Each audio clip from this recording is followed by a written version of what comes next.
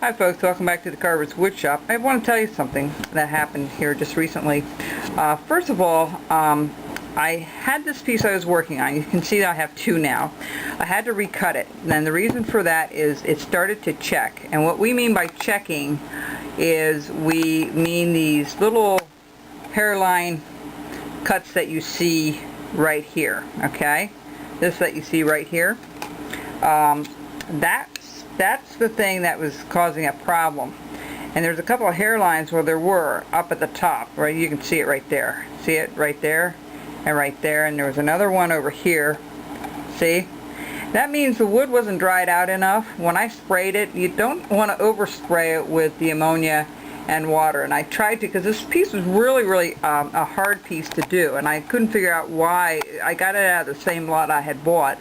And I can salvage some of this for later, but this was cut at the end of the block. You know, if you have a block that you're cutting and you're cutting right at the end, you have a chance of things checking. Normally if it's dried correctly and properly, normally I don't. 99% of the time I don't.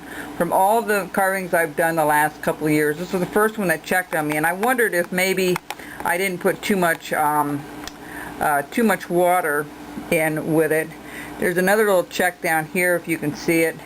There's another little line right there, and that's the most obvious one. Is right there. And there were two on the head to start, and I thought, well, I can always cut this off, and I was going to show you a way to salvage it, but there's so many checks in it that I decided it was time to put this one aside and to do another one. Now this one is much easier. It was a lot lighter in weight too, so I don't know if maybe if this wasn't completely dried out like it should have been, or if like I said, if I put too much on it. But I also wanted to show you something else really quick before we continue to carve. I did make a pattern, and I also did one where you can do a smaller version, a one like this, okay, for the tree. I'm not done with this yet, but this is roughly what it will look like, okay? So I have to put a hole up at the top, but if you wanted to make one this size, I have the pattern that has both sizes. It has the large one and the small one, okay, the small flat relief one. So I'm going to continue carving this. So what we're going to do now is we're going to take, if I can find my box of knives here, you can see the difference in the size of the pattern. I reduced it by 70% from the original. That was this one, and then I did another 70% for this one. I thought it'd be nice to give you both patterns right away, so you don't have to make it smaller if you decided to get that. What I'm going to show you now is we're going to start cutting some of the head and stuff away. So on the back, what you want to do is you want to take a pencil and you want to draw a line on the back, like so. One going down. This is the back of the that your center line down the center, alright?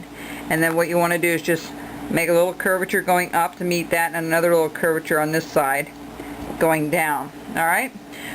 What you want to do is you want to first cut out the top portion. So what you're going to take your knife, you're going to make a stop cut like this. And remember, you're not going to go all the way to your edge, you're going to turn it around so it's a little safer. Now I've been using the gouge a little bit more. Normally I don't.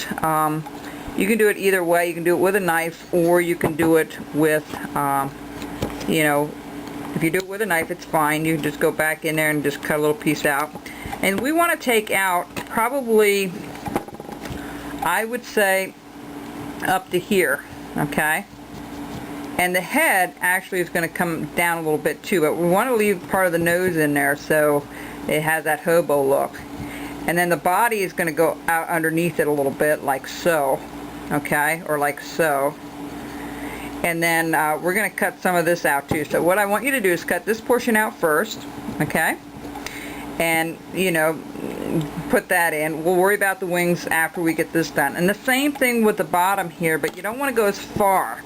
You want to put a stop cut in, like so. Okay, oops, see what I mean? I should have turned that around. That's a good lesson for you. Alright, and the same thing here. You want to, and it's nice and easy if you have a table to lean it on and to cut it. It works pretty good. Or you can start from here and work your way in. And then go back and you want to just cut that out. Okay? Now you want to cut a good, because this is like a robe type, you don't want to go too far. You want to go like up to here. Okay, so we're going to cut this out. Alright, we'll do that on both sides. Cut this out. Alright, and we're going to cut this portion out all the way around. That's all going to be cut out. So when I see you next time, this will be removed, this will be removed. And let's see here. And then I'll come right back and I'll show you what else we need to cut out. Okay, I'll be right back.